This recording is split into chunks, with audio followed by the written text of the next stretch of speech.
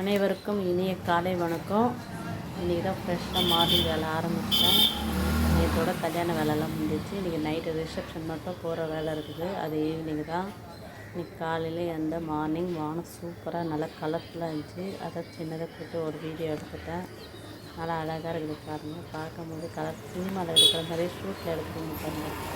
அதேமாரி இருக்குது பாருங்கள். வானம் ஸ்கை ப்ளூவும் ஒயிட் க்ளவுடும் அவ்வளோ அழகாக தெரியுது.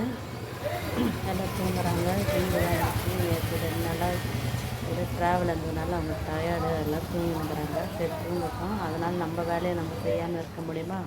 நம்மளுக்கு தான் லீவே கிடையாது. அதனால் நம்ம வேலையை நம்ம தான் செய்யறதுக்காக காலையில் எழுந்துட்டு வாசல் போட்டு தண்ணி போட்டு டீயை போட்டு சாப்பாடு வந்து சிம்பிளாக தான் செய்கிறேன். நைட் ஃபங்க்ஷன் போனதுனால பெருசாக செய்யல. காரக்குழம்பு தான் வச்சுருக்காங்க. வெண்டைக்காய் போட்டு காரக்குழம்பு, வெண்டைக்காய் பொரியல் தான்.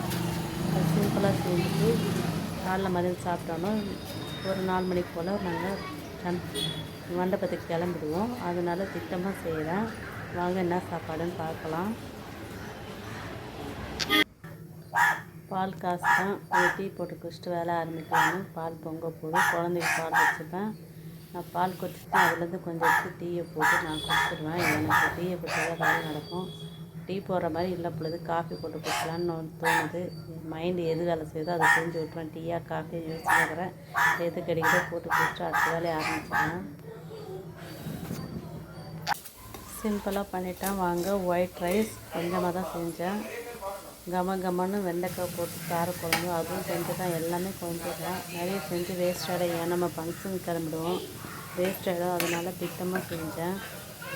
அப்படி வெண்டைக்காய் கொஞ்சமாக இருந்துச்சு. அதை போட்டு பொரியல் பண்ணிட்டேன். பார்த்தாலே தெரியும்.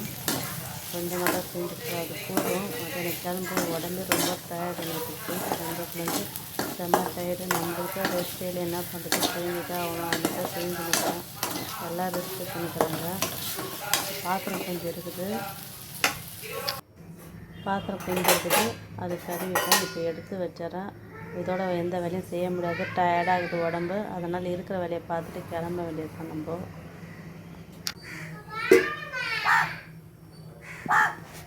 காலையிலே வந்துட்டாங்க. ஜன்னல்ல கத்தினுக்கிறாங்க. அவங்களுக்கு கொஞ்சமாக சாதம் வச்சிட்டேன். அதை சாப்பிட்றாங்க. நான் வீடியோ எடுக்கிறேன்னு ஊற்று வர பார்க்குறாங்க. நம்மளுக்கு சாப்பாடும் வச்சுட்டு சாப்பிட விடாமல் ஊற்று பார்க்குறாங்களே அப்படின்னு சொல்லி பார்த்துன்னு காக்கா. சரிங்க, நம்ம வீடியோ போட்டுன்னா மறக்காமல் லைக் பண்ணுங்கள், சப்போர்ட் பண்ணுங்கள். மறக்காமல் நம்ம சேனலை சப்ஸ்கிரைப் பண்ணி விட்ருங்க. உங்களோட ஆதரவு எப்பவும் தேவை. ஓகே, பாய்.